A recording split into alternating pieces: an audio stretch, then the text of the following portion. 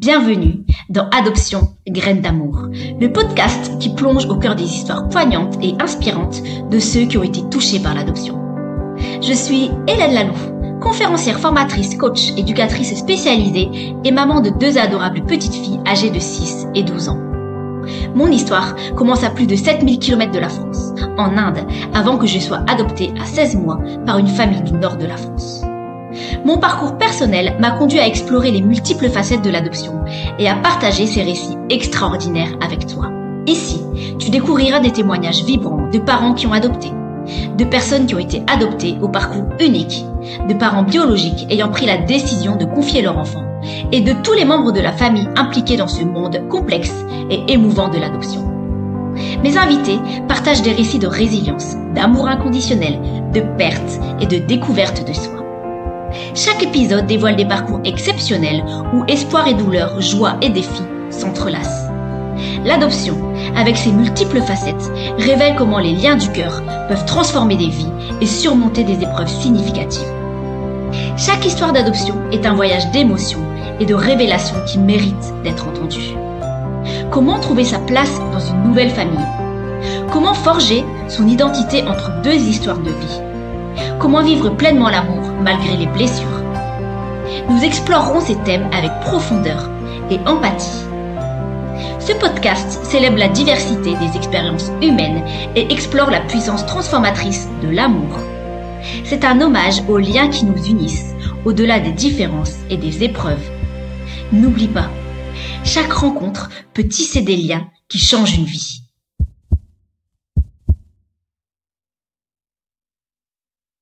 Coucou Elodie, je suis ravie de t'accueillir sur le podcast Adoption, graines d'amour.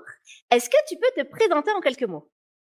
Bonjour Hélène, alors je m'appelle Elodie, j'ai 45 ans, je suis belle-maman d'un pré-ado de 13 ans et maman d'une petite fille par adoption qui a 1 an. Super. Et qu'est-ce que tu fais dans la vie à côté? Alors là, je suis en congé parental. J'ai pris la décision de prendre un congé parental de 5 mois suite au congé adoption, puis de le prolonger après réflexion d'1 année. Donc, je suis disponible pour ma fille jusqu'à septembre 2025. Et sinon, je travaille dans le secteur du recrutement. Je suis chargée de recrutement dans un centre de formation. D'accord. Et ta petite fille, donc, elle est arrivée à quel âge?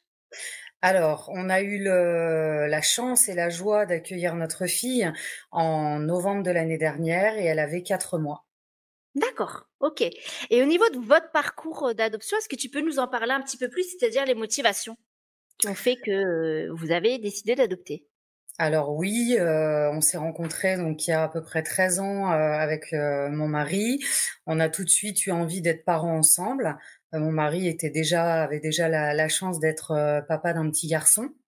Et puis malheureusement, ça a traîné. On a essayé naturellement quelques temps.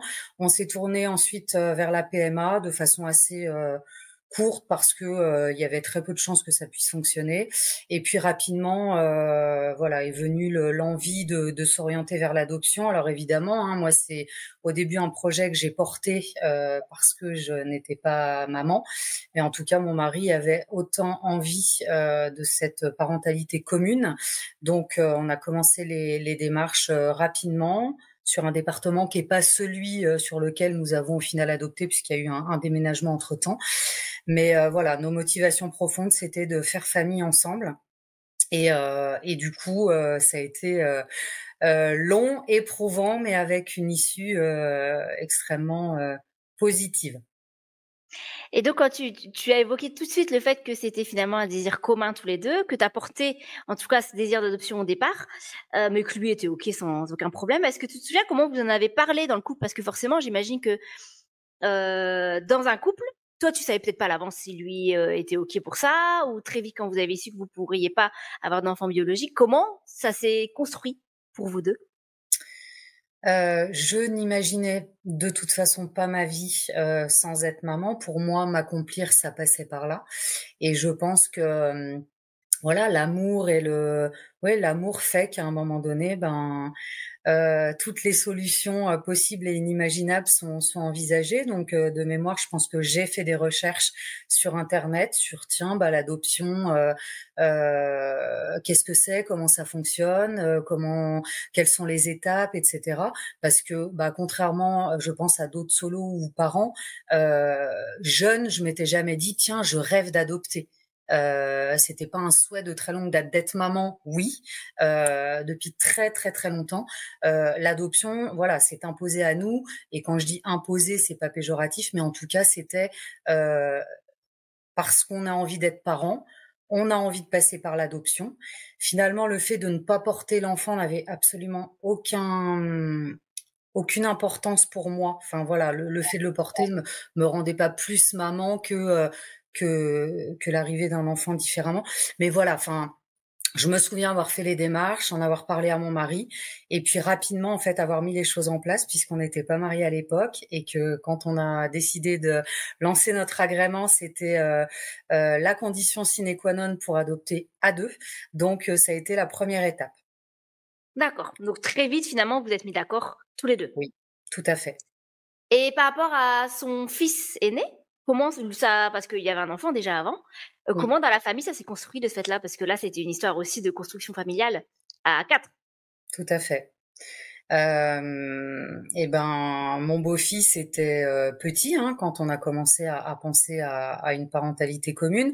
Euh, je pense qu'il a toujours été, on communique quand même pas mal. On a toujours été très honnête envers lui, avec les mots qui correspondaient en fonction de son âge, mais on n'a jamais caché notre projet. Au contraire, on l'a toujours construit en lui en parlant. Alors évidemment, au fil des années, il a trouvé ça extrêmement long. Il comprenait pas. Mais quand vous dites que ça peut arriver demain, alors oui, demain, mais pour un enfant, demain, c'est un dodo. Sauf que pour nous, c'est dans un futur moyen ou un peu plus long ou lointain. Donc, il a fallu réajuster au fur et à mesure. Et en fait, l'image de son frère à venir ou sœur à venir évoluait au fil des ans, au fil de ses différents âges. Donc, un coup, il voulait un petit frère, un coup, il voulait une petite sœur, un coup, il voulait un enfant avec la peau noire parce que il faisait du basket, parce qu'il l'imaginait d'origine américaine, africaine, enfin peu importe. Et puis en fait, voilà, ça évoluait. Mais il parlait quand même plus d'un garçon que d'une fille. Bon, aujourd'hui, il a une sœur, mais il est ravi. Mais voilà. Donc, en tout cas, pour répondre à ta question, ça a toujours été une volonté profonde de notre part et qu'il a porté aussi. Avec des déceptions au fil des années, parce que de la longueur, parce que des incompréhensions. Parfois, clairement, et même juste avant l'arrivée de sa sœur, on en a discuté et il nous a dit, pour être honnête, moi, je sais pas encore si j'en ai encore envie parce que c'est trop long, parce que j'ai 13 ans, parce que je vous vois parfois malheureux, parce que voilà. Donc, mais il a toujours été, en tout cas, il a toujours fait partie du projet. D'accord. Et justement, au début de votre processus d'adoption, quels ont été vos espoirs au départ, de votre parcours? Même si tu Alors, savais déjà la réalité, parce que de ce que, oui, tu disais, tu t'étais quand même renseignée, donc tu avais une part de réalité de ce oui. qu'était le parcours d'adoption. Mais finalement, les attentes et les espoirs, j'imagine qu'il y en avait au départ quand même. Oui, et puis on se dit toujours que nous, on est différents, nous, on s'aime plus que les autres, nous, on va y arriver plus facilement, nous, on va y arriver de façon, oui, quand je dis rapidement, c'est ça, et puis en fait, les mois, les années passent, on se dit bon, finalement, on est tous dans le même bateau, mais il y avait l'espoir de se dire on a la chance de s'aimer, de continuer, de pas se lâcher, la chance d'être deux parce que quand il y en a un qui va moins bien, l'autre prend le relais, etc. Oui, alors les espoirs c'était que ça dure pas toute la vie, enfin en tout cas pas trop longtemps, qu'on ait un enfant forcément au début. T'imagines un enfant, quand je dis idéal, un enfant qui a pas de problème de problématique de santé, qui soit le plus petit possible, parce que quand on a commencé avec notre premier agrément de mémoire, ou en tout cas à se renseigner, voilà, je pense qu'on avait 30, 33, 34 ans à peu près. Donc Ouais, c'était ça, c'est de se dire, bah tiens, si ça pouvait être rapide, si notre enfant à venir pouvait être en bonne santé, le sexe peu importait finalement parce que voilà, mais on avait ces espoirs-là. D'accord. Et justement, quel a été, au cours de votre parcours, le plus gros des défis auxquels vous avez été confrontés? Alors le plus gros des défis, ça a été, quand quand j'en ai parlé tout à l'heure et ça c'est encore quelque chose d'assez vif, au niveau, émotionnel. Donc on a initié un premier agrément sur un département, avec, des travailleurs sociaux, une psychologue, une assistante sociale avec qui ça s'est très bien passé. Durant les 2 premières années de cet agrément, on a fait le choix, enfin je suis partie en Polynésie pour tenter une adoption, Fahamou, mais qui n'a pas abouti. Et en fait, quand on a voulu, au bout de 2 ans, on peut, modifier sa notice, faire le point en fait sur son agrément et voilà. Est-ce qu'on veut augmenter l'âge? Est-ce qu'on veut augmenter les caractéristiques de santé et cetera et cetera? On a demandé un rendez-vous avec, ce département d'origine et les travailleurs, sociaux avaient changé et enfin, en tout cas, l'un des travailleurs sociaux avait changé et en fait, ça s'est pas bien passé du tout avec cette nouvelle personne. Si bien que, alors qu'on avait l'agrément, on nous a souligné que limite on n'était pas forcément en mesure de continuer sur ce parcours, alors que c'était clairement un problème, je pense personnel.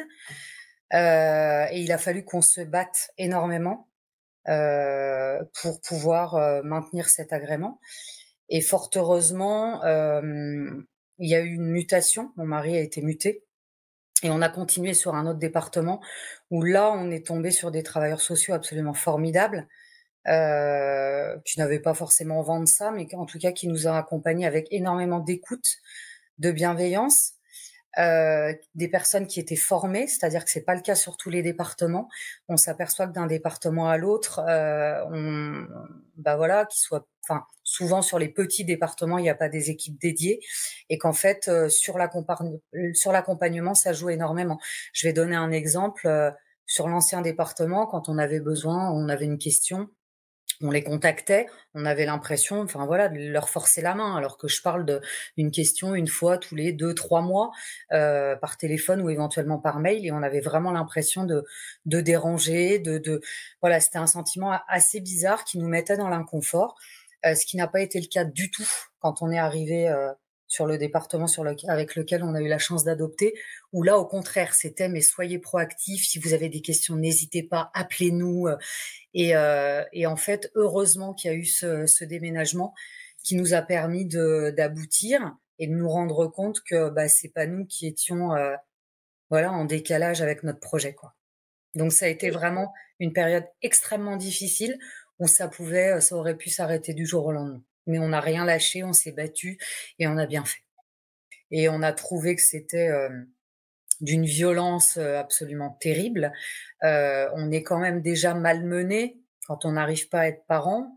Enfin voilà, on se prend quand même des gifles au fil des mois, des années, et que là, en plus remettre en cause un agrément qui nous avait été donné, c'était absolument, enfin complètement, en fait, c'était incompréhensible, quoi.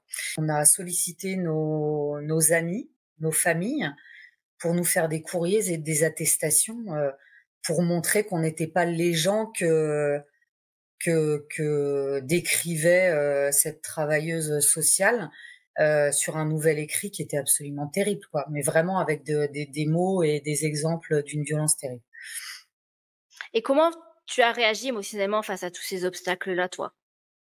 Bah, quand tu reçois une modification de tes rapports avec, des choses, enfin, tu lis ça et tu te dis: «Mais à quel moment, elle a pu penser et écrire ce genre de choses?» Hem, Suis-je cette personne? Non. En fait, je pense que tu t'es abattu, bien évidemment, et puis, en fait, enfin, voilà, ce qui fait de toute façon notre force, depuis le début, c'est cette capacité à rebondir, à se battre, seuls et ensemble. Donc en fait, rapidement, on a trouvé des solutions pour se battre et voilà. Mais oui, ça a été pendant quelques semaines, voire quelques mois, extrêmement éprouvant, quoi. Enfin, Et justement, dans tout ce parcours d'adoption que vous avez traversé tous les deux, est-ce que vous avez eu des alliés, des soutiens dans tout ce parcours-là, justement dans les moments les plus complexes et les plus downs? mmh. Je dirais, bah, parfois notre famille, qui était au courant des choses, nos amis proches. Alors au début, à qui on en parlait énormément et puis, bah, au fil des années, si tu veux, voilà, hein, on a été, parents, de notre fille, au bout du 2 ans du deuxième agrément. Donc sans compter les 9 mois, initiaux et le parcours de PMA et cetera. Donc au bas mot, au bout de 8-9 ans de combat. Donc évidemment, les années passent et puis, bah, les gens n'osent plus t'en parler. Toi, tu en parles un peu moins. Les gens de ton entourage, proche, bah, de peur de te faire du mal, évite un peu le sujet mais, voilà, j'ai un peu dévié par rapport à ta question, mais, j'ai envie de dire que la famille et les amis ont été là. Et puis aussi les associations, type EFA, Enfance Famille Adoption, qui fait un travail formidable, en tout cas sur le département sur lequel on est aujourd'hui, où, il y a énormément de choses d'organiser, des conférences, des groupes de parole, une ligne d'écoute, alors EFA nationale, enfin voilà. Et je pense que tout ça, quand dans ton entourage, tu arrives plus à trouver de soutien parce que finalement, même si les gens qui t'entourent ont envie d'être là avec toi, bah c'est pas leur projet à eux. Et du coup, parfois, tu as envie d'entendre ou tu as envie d'échanger avec des personnes qui vivent exactement les mêmes choses que toi, avec les difficultés, voilà, qu'on connaît, et le fait les cafés Cosette, ce genre de choses où ben t'échanges en fait sur les difficultés, t'as pas peur de te mettre à nu, enfin voilà. Donc ouais, je dirais que en parallèle de la famille et des amis, ces associations, enfin c'est vraiment quelque chose d'essentiel pour continuer dans les moments où t'es un peu en bas de la montagne, quoi. Ouais, c'est ça. Mmh. Mais de ce fait-là, avec la famille et les amis, est-ce que ça a changé dans vos relations de ce fait-là ou pas du tout? Est-ce qu'il y a eu des modifications ou est-ce que vous avez perdu des personnes justement à cause de ce parcours, de cette difficulté du parcours? Est-ce que ça a eu un impact? Alors perdu des personnes, non, parce qu'on était tous très, très, très en attente de cet enfant. C'était, enfin voilà, c'est pour moi une première. J'ai plus ma maman, mais j'ai mon papa qui n'est pas grand-père, enfin qui n'était pas grand-père. Et pour autant, il est déjà assez âgé. J'ai 2 frères qui n'ont pas d'enfants. Enfin voilà, en fait, il y avait vraiment une attente de tous. Donc non, enfin pour répondre à ta question, non, on n'a perdu personne en cours de route. Moi, j'ai pu être déçue parfois de certaines paroles de copines ou d'amis, et à la fois avec le recul, je me dis mais enfin voilà quoi, elles ont fait à la hauteur de ce qu'elles pouvaient, de ce qu'elles savaient de l'adoption, qui est quand même un sujet particulier. Évidemment, on entend tous au moins une fois, ah mais attends, mais je comprends pas que ce soit si long. À un moment donné, enfin voilà, des enfants malheureux, il y en a partout, à tous les coins de rue.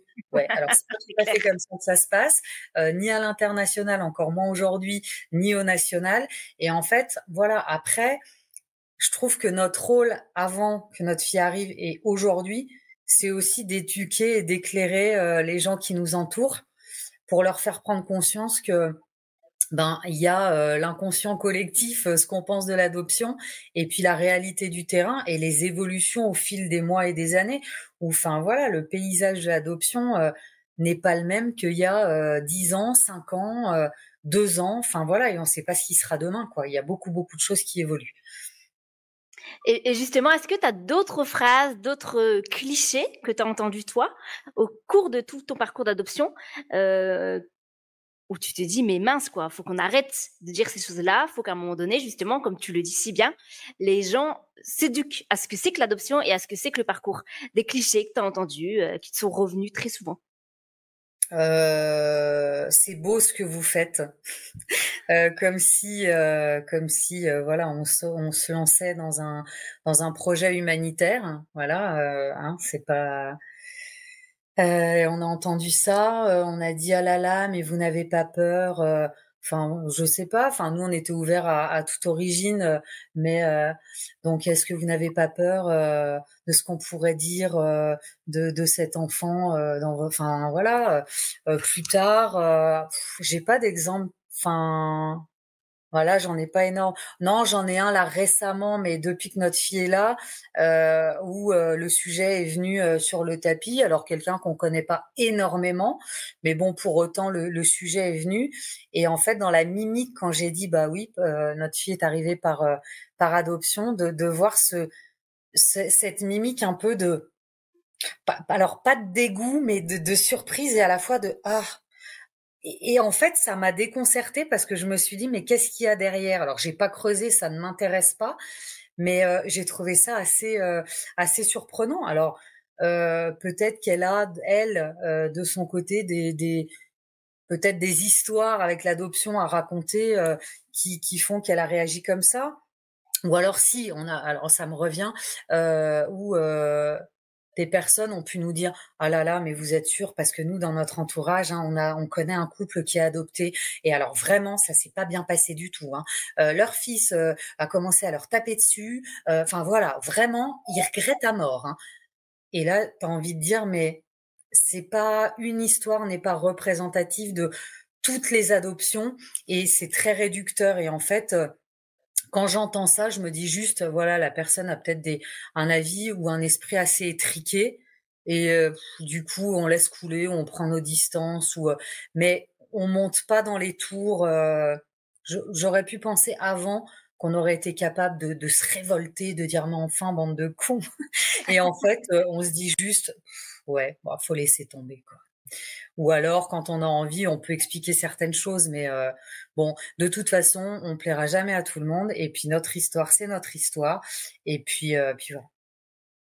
Et justement, par rapport à tout ce que tu peux entendre justement sur l'adoption, est-ce que ça t'amène ou pas, j'en sais rien, des peurs par rapport à ton enfant derrière?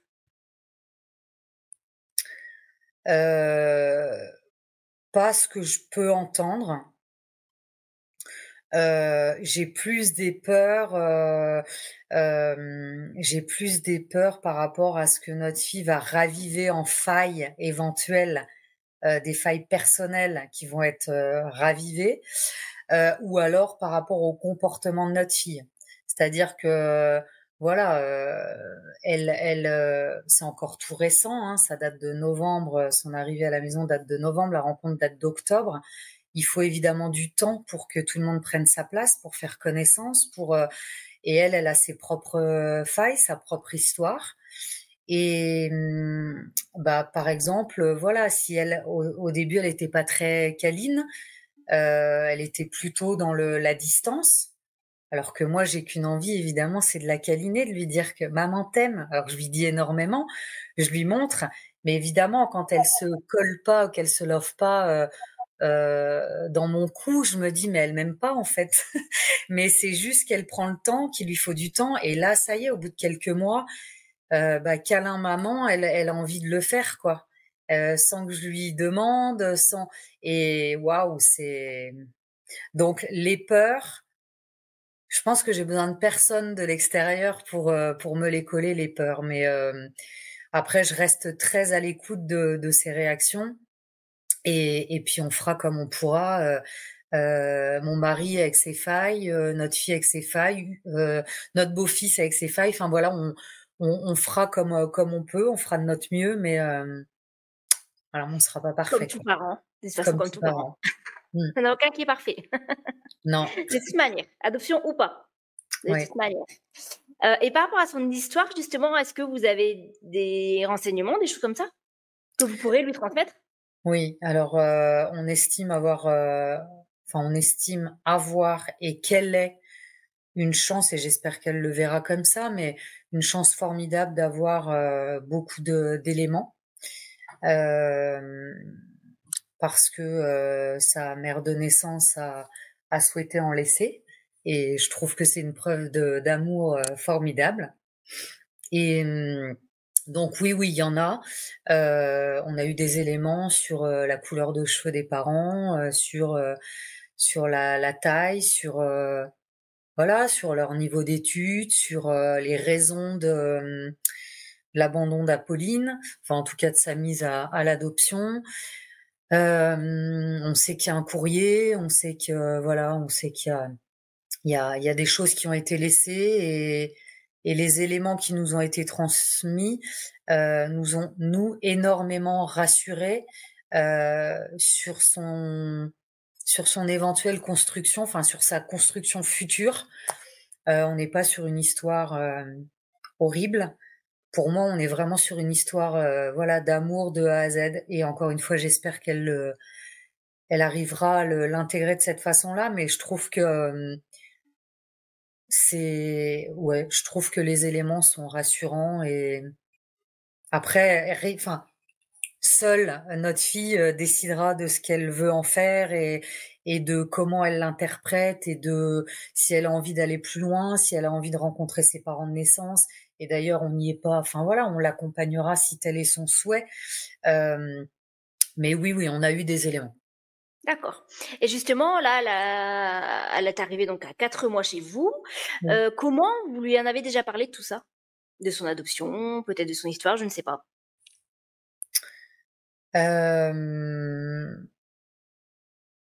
On en a parlé quand elle a besoin d'être rassurée.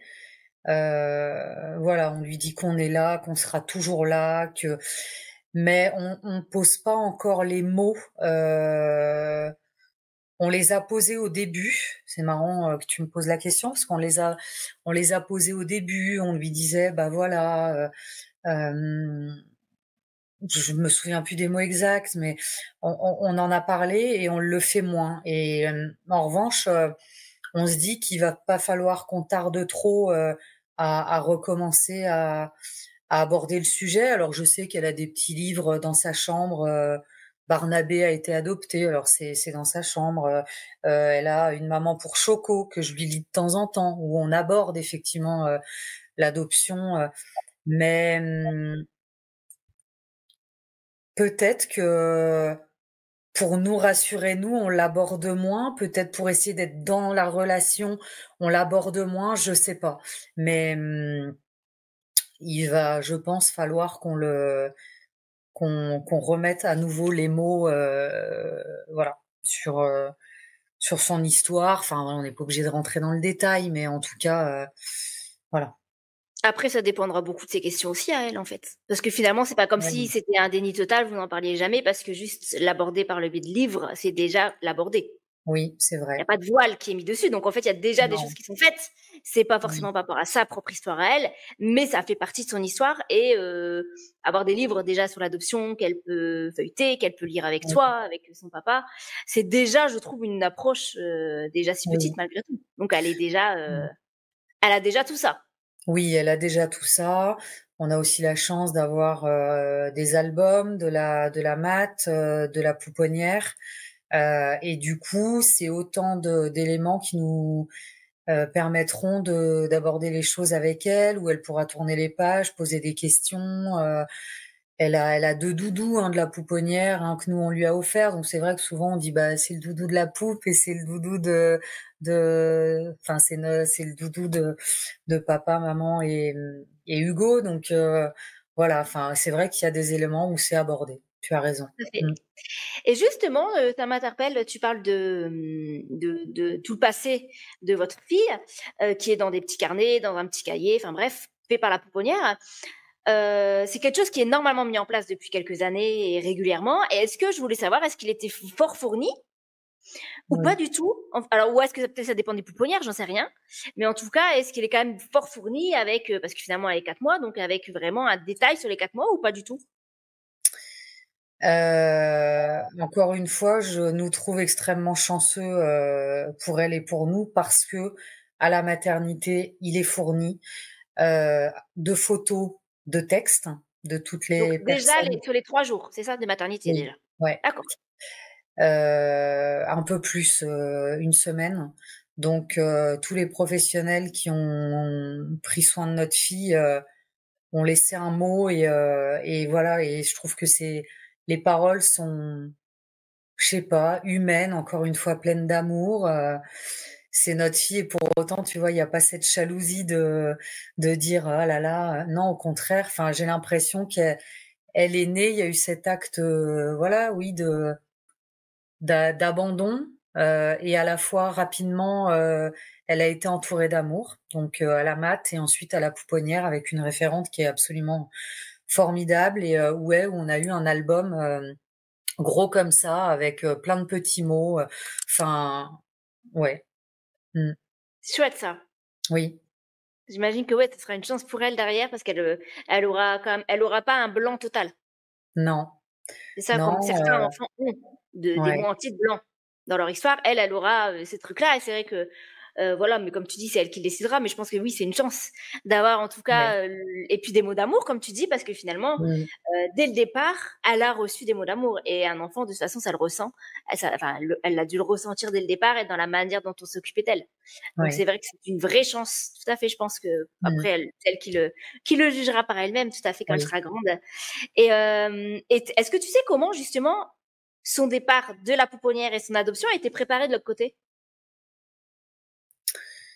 Hem, je sais que un des référents du département, est allé la chercher à la maternité pour l'emmener à la pouponnière, qu'il y avait une place, donc elle a pu, relativement rapidement intégrer, la pouponnière. Je sais qu'à chaque fois, des mots ont été posés, c'est-à-dire qu'à chaque fois, ça lui a été expliqué. Hem, voilà, depuis le début, je pense que les mots ont été posés et qu'à chaque fois qu'il y a eu, un changement pour elle, ça lui a été dit. D'accord. Et quand on nous a, mais j'imagine ça fait partie de tes questions, prochaines, mais quand on nous a appelés, pour nous annoncer, cette formidable, nouvelle, hem, voilà, tout ce qui était fait de notre côté était fait aussi du sien, jusqu'à la rencontre et jusqu'à ce qu'elle arrive à la maison et voilà, enfin, on a senti de toute façon, on n'avait aucun doute, hein, déjà par rapport aux professionnels de notre département puisqu'on a vraiment été superbement accompagnés. Mais enfin, l'après a été à la hauteur. Enfin, entre l'arrivée, entre l'avant, l'annonce, la rencontre et l'arrivée de notre fille et même l'après, les visites à la maison, enfin voilà, ça a été top, quoi. Et justement, est-ce que tu pourrais nous raconter, nous expliquer quand tu as eu donc l'appel et ensuite comment ça s'est passé dans les démarches, pour que ce soit très concret pour les personnes? Parce que je pense qu'il y a des personnes qui n'imaginent même pas comment ça se passe vraiment. Oui. Alors est-ce que tu veux que je commence, en reprenant depuis le début la fameuse réunion d'information et cetera?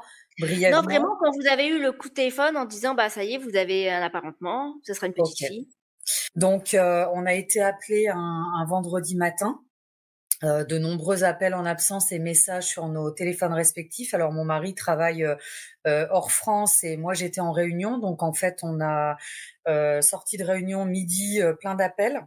Donc je vois, psychologue, donc je rappelle enfin j'écoute déjà mes messages et je m'aperçois qu'on me demande, à ce que je rappelle, promptement, le département. Bon, il était déjà, oui, midi ou midi et quart.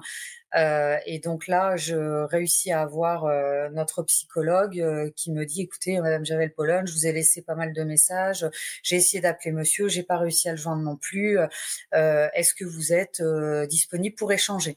Oui, oui, bah, alors là, je commençais quand même à trembler un peu parce que, en général, quand elle voulait nous parler ou nous donner un rendez-vous pour, X ou Y raison, elle nous appelait pas 15 fois, hein, donc c'était une fois un message, point. Donc là, je pense que je commence à me dire qu'il y a peut-être un truc. Mais Donc est-ce je que monte. tu te disais si c'était un truc, quand tu t'es dit: «Il y a peut-être un truc», c'est, tu voyais ça plus négativement ou positivement? Déjà, à ce moment-là? Alors positivement, mais en fait, tu veux pas y croire parce que tu t'es pris tellement de gifles, tu as attendu tellement longtemps, tu as eu tellement de déconvenues, qu'en fait, tu préfères te dire que non, c'est pas possible.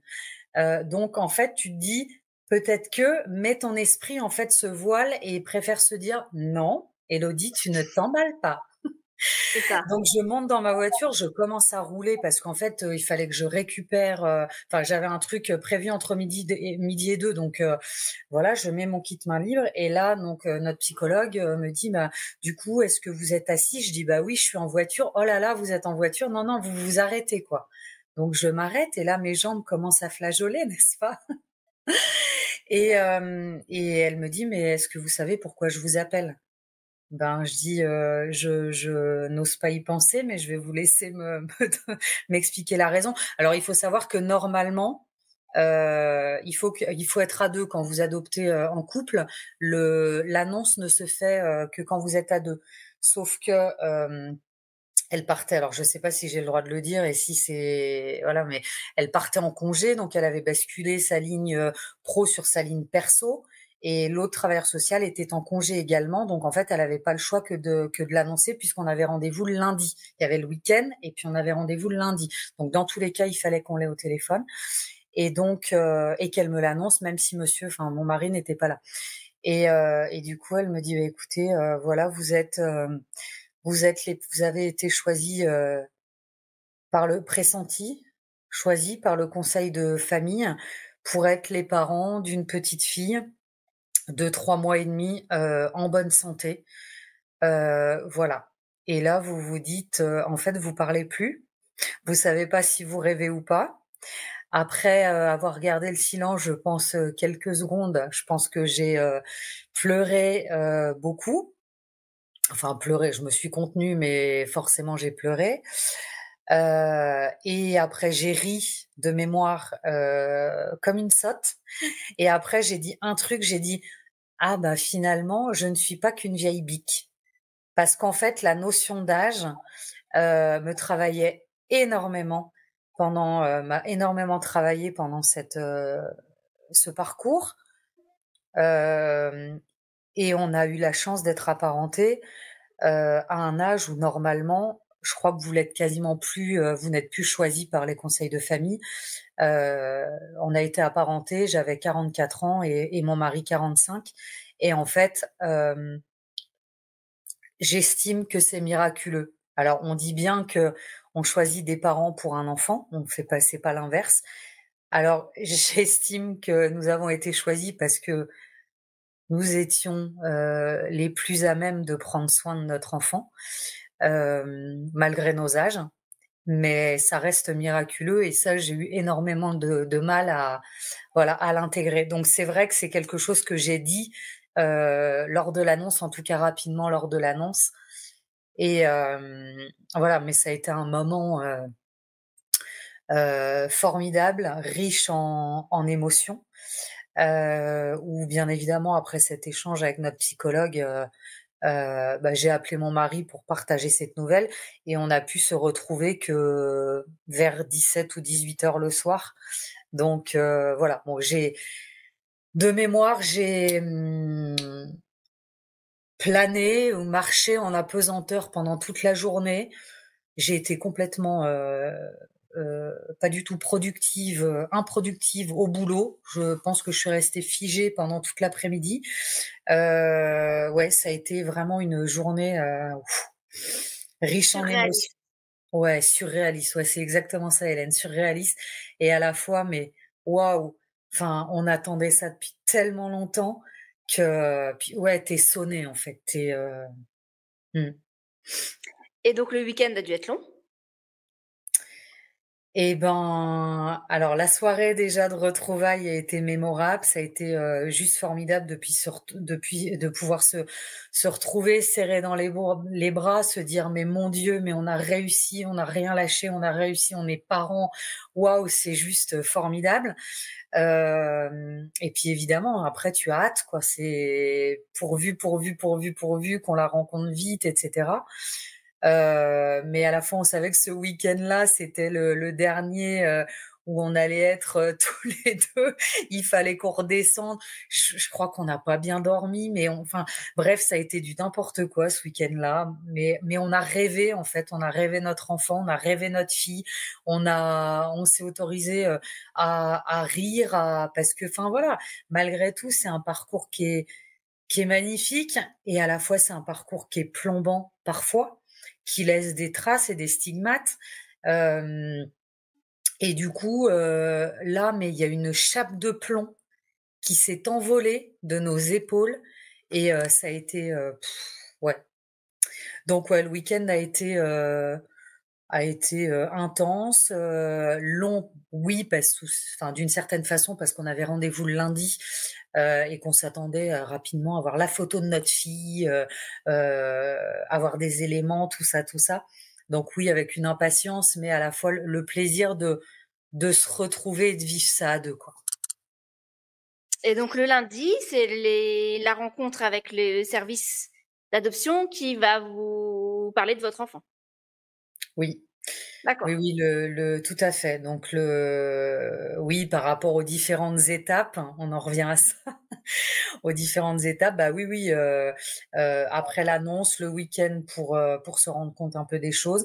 Le lundi, un premier rendez-vous euh, pour nous donner quelques éléments, mais pas la photo. Et j'expliquerai pourquoi après. Donc des éléments par rapport à notre fille et avec des rendez-vous déjà calés dans la semaine. C'est-à-dire que je crois qu'on a eu 3 rendez-vous sur cette première semaine, avec en fin de semaine la date de la rencontre avec notre fille. Donc D'accord. pendant ces 3 rendez-vous, c'était vraiment de nous poser des questions, comment on se sent, comment on a vécu ce week-end, qu'est-ce que ça déclenche chez nous, est-ce qu'on a peur, est-ce qu'on se sent prêt, comment on imagine notre enfant, parce que je parlais de la photo tout à l'heure, peut-être qu'il y a des départements qui la montrent. Sur notre département, c'était le cas avant. Et puis, ils ont un peu changé leur fusil d'épaule parce que ils se sont rendus compte qu'une photo, c'est figé. Et en fait, vous, en tant que parent, vous pouvez voir cette photo et puis, je sais pas, enfin voilà, que votre enfant à ce moment-là, il vous plaise pas sur la photo pour X ou Y raison, ou la tenue, ou alors ça peut paraître superficiel ce que je dis, mais en fait, voilà, ça fige. Donc, il a été revu et fait en sorte de nous laisser rêver notre enfant, nous donner des éléments progressivement par rapport à sa couleur de cheveux, par rapport à sa personnalité, par rapport à son histoire, etc., pour qu'on puisse intégrer progressivement. Parce qu'en fait, entre l'annonce et le premier rendez-vous, vous êtes encore ultra satellisé, hein. Donc, alors moi je notais parce que déjà j'avais pas envie d'oublier les choses et parce que je pense que j'avais besoin ensuite de les relire. Et en fait, vous commencez le travail d'apparentement psychologique qui est essentiel. Voilà. Et cette première rencontre alors? Alors cette première rencontre, euh, alors il y a eu les 3 rendez-vous, il y a eu un week-end où on l'a annoncé à mon beau-fils, au fils de mon mari, où là ça a été très riche en émotions aussi. Ça a été un moment absolument formidable. Et ensuite, effectivement, le lundi, il y avait la rencontre. Alors lui allait à l'école et de toute façon, on nous a préconisé que pour la rencontre, il était important qu'on soit plutôt tous les deux parce que entre les enfants, il y a vraiment une connexion tellement importante que il fallait que notre fille soit plutôt focalisée sur nous. Euh, enfin voilà, qu'elle nous identifie comme étant voilà ces figures de d'attachement et que voilà, c'était mieux que ce soit tous les deux. Donc et ben la rencontre, pareil, on a été accompagnés par notre assistante sociale qui nous avait bien expliqué comment étaient les lieux, qu'on allait monter un escalier, etc., pour réussir à nous poser, à nous rassurer. Et en fait, alors il y avait la peur. Moi, j'avais la peur de tenir un bébé, de pas savoir. Donc j'avais dit bon, alors est-ce qu'il y a un canapé parce que je vais avoir besoin de m'asseoir pour la tenir. J'ai tellement peur de la faire tomber. Un bébé, mais un bébé de 3 mois et demi, c'est petit, mais je me rendais pas compte. Enfin voilà, mon beau-fils, je l'ai pas rencontré à cet âge-là et du coup j'avais pas de notion. Donc j'avais cette peur-là. Alors on avait imaginé qu'elle pleure, qu'elle est, enfin je sais pas, on avait imaginé plein de choses, mais pas que quand on allait ouvrir la porte, elles sont en train de dormir dans les Ça avait bras pas de moi. voilà, dans les bras de sa référente. Et du coup, il a fallu voilà la réveiller progressivement pour qu'elle puisse rencontrer papa et maman. Et nous, on était très respectueux en fait de son sommeil, de l'environnement, de sa référente. Et du coup, on est resté là à la regarder tous les deux en se tenant la main. Et voilà, jusqu'à ce qu'elle ouvre les yeux. Et c'est notre assistante sociale qui a dit, bah du coup, vous voulez peut-être la prendre? Ah bah oui, oui, mais genre on a le droit. Bah oui, on a le droit, c'est notre fille en fait. Mais voilà, oui, ça a été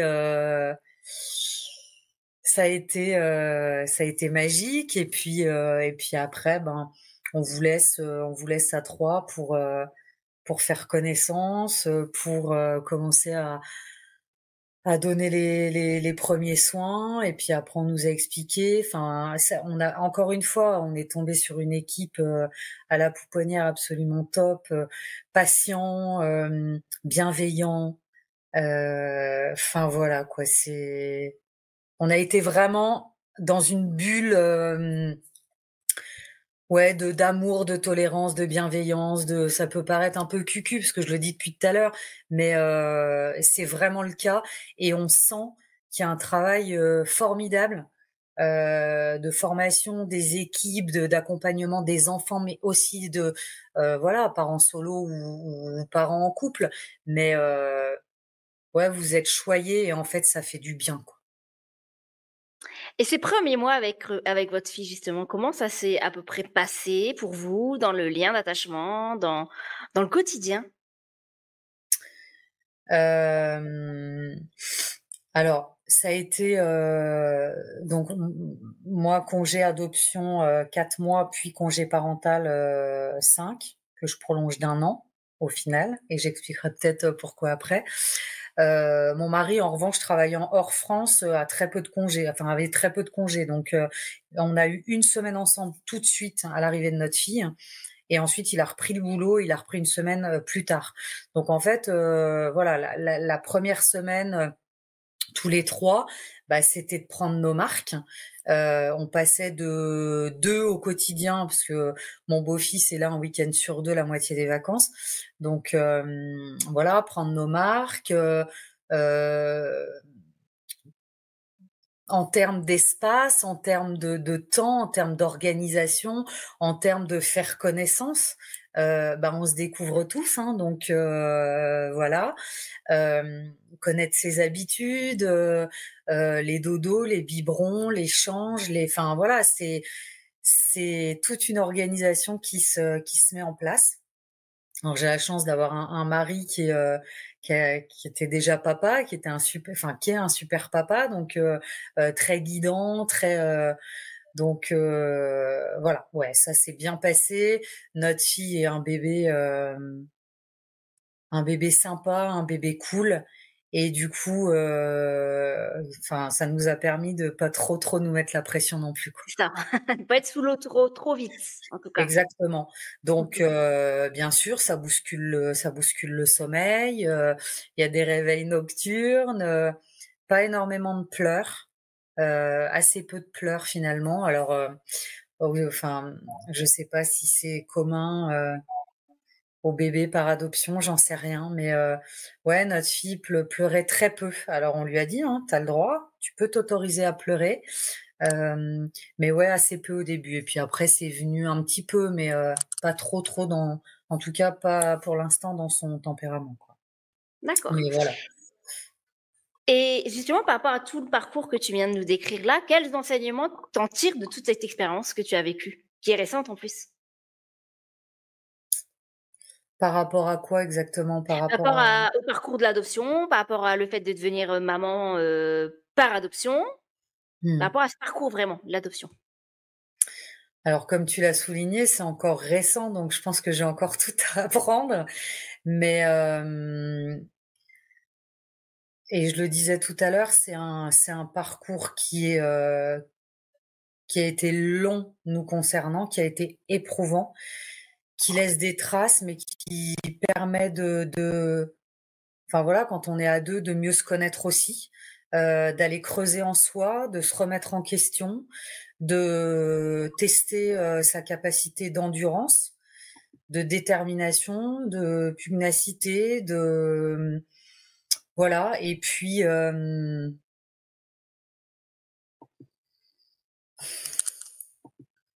de se dire qu'au final, quand on a l'envie, quand on a je sais pas, ben, on y parvient. Et je dis ça, et à la fois, quand je vois les chiffres de l'adoption, je me dis qu'on est des élus, parce que on a beau le vouloir, des fois ça fonctionne pas.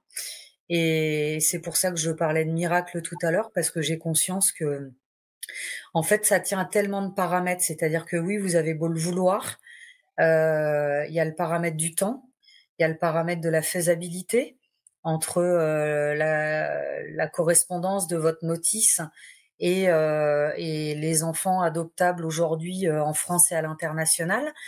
Euh, les moyens que vous avez, parce qu'en fait, on s'aperçoit que, alors pas au national, mais à l'international, voilà, il y a tout un tas de critères de religion, des fois d'IMC, des fois enfin, ce qui paraît hallucinant, hein, Ouais. de niveau d'études. Enfin, voilà, c'est d'âge, de mariage, d'années de mariage. Et en fait, à chaque fois, on avait l'impression d'être hors clou, hors case. Là, on peut plus. Là, on rentre pas dans les clous. Là, on a un enfant, même si il vit pas avec nous. Est-ce que c'est une force? Est-ce que c'est une faiblesse? Euh, Enfin voilà, notre âge. Enfin voilà, il y a tout un tas de choses qui font que, en fait, vous maîtrisez rien. Le truc, c'est le lâcher prise. Et lâcher prise face à un projet de vie et qui vous tient tellement à cœur, waouh, réussir à balancer entre je laisse flotter les rubans et à la fois je suis dedans, quoi. Et je montre que je suis dedans, et je montre au département que je prends des initiatives, que je me forme, que j'ai fait un parcours de sensibilisation à la parentalité adoptive parce que j'ai envie de m'éclairer, j'ai envie d'accueillir mon enfant le mieux possible, j'ai envie de, voilà.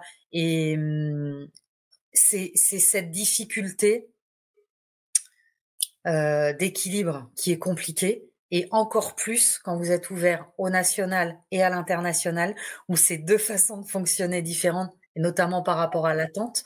Enfin voilà, donc c'est un sujet qui est complexe, qui est beau, mais qui est complexe, et ou de tout. Alors je m'attendais pas à ce que ce soit si compliqué quand on a initié le projet. Je pense qu'au fil des années, ça s'est encore renforcé en termes de difficultés, et je veux pas briser les rêves enfin voilà, des personnes qui souhaitent adopter, parce que voilà, il faut y aller si vous le sentez, il faut y aller, mais il faut avoir conscience aussi des difficultés. Ouais, c'est ça. Et justement, quelle est la chose dont tu es le plus fier, toi, dans ce parcours? Bah justement, de rien avoir lâché, quoi, de m'être écoutée. D'avoir eu un mari qui m'a suivi envers et contre tout, parce qu'il aurait pu me dire, bah moi, tu sais, je suis papa, donc moi, enfin, j'en ressens pas le besoin, j'en ressens plus le besoin, l'adoption non, etc. Non, il a été là, et je suis fière ce qu'on a accompli. Je suis fière de pouvoir me dire qu'on n'a rien lâché et qu'on va donner notre maximum pour notre fille, quoi. Voilà. J'aurais une dernière question à te poser. Quelle serait pour toi, ce jour, la définition de l'amour inconditionnel? Pour moi, l'amour inconditionnel, c'est aimer envers et contre tout. Et ça va être de réussir parce qu'il va y avoir des moments difficiles. On sait que mes enfants biologiques, enfants par adoption, lors de l'enfance, à l'adolescence, à l'âge adulte, c'est jamais facile. Et l'amour inconditionnel, pour moi, c'est de réussir à aimer quelqu'un qui vient pas de vos entrailles, et pour autant que vous aimez plus que tout au monde, et quel que soit, mais qui vous renvoie parfois, enfin qui est capable de vous rejeter, qui est capable de vous malmener, et pour autant de rester ancré pour elle, pour lui, pour cet enfant que vous avez choisi d'accompagner. Voilà, je sais pas si j'ai été claire, c'est sans Oui, doute mais très complètement, fouillis, complètement. mais voilà. Merci beaucoup, Élodie. Est-ce que tu voudrais rajouter une dernière chose avant qu'on se quitte, soit pour les futurs parents qui souhaitent adopter ou pour des enfants qui ont été adoptés, qui te paraît essentiel, que tu as eu envie de partager et que tu n'as pas pu partager encore? À destination des personnes en cours d'agrément, c'est de leur dire documentez-vous, rencontrez des personnes. On a trop tendance au début à se dire qu'on va y arriver tout seul ou qu'on n'a pas besoin de tel ou tel conseil. C'est faux. Je pense qu'il faut vraiment faire en sorte de même si c'est difficile, de se former, de se rapprocher d'associations, etc. C'est vraiment essentiel. Et puis de croire en vos rêves, même si je l'ai déjà dit tout à l'heure, je le redis aujourd'hui. En tout cas, merci beaucoup, Élodie, pour ce superbe épisode qui, je suis sûre, je trouve que tu as été dans les détails de comment ça se passe. En plus, c'était très récent pour toi. Et donc, je trouve ça passionnant, en fait, de savoir un petit peu l'envers du décor. Et justement, ça apporte un regard vachement ouvert, je trouve, et différent sur comment ça se passe concrètement une adoption. Donc, merci beaucoup pour ton témoignage. C'était top. Avec plaisir, Hélène. Merci à toi. Merci d'avoir écouté cet épisode d'Adoption Graines d'amour. On se retrouve dès demain pour la suite de l'épisode. J'espère en tout cas que cette histoire t'a touché autant qu'elle m'a ému. Si ce podcast t'inspire et que tu veux qu'il touche encore plus de personnes, tu peux m'aider en t'abonnant pour ne manquer aucun épisode. Laisse aussi 5 étoiles et un petit commentaire sur la plateforme d'écoute. Chaque note booste la visibilité du podcast et permet de faire entendre ces histoires au plus grand nombre. Et si cet épisode t'a marqué, partage-le autour de toi, avec ta famille, tes amis ou sur les réseaux sociaux. Qui sait, il pourrait changer une vie. Merci d'être là et de faire partie de cette belle aventure. À très vite pour un nouvel épisode plein d'émotions et d'humanité.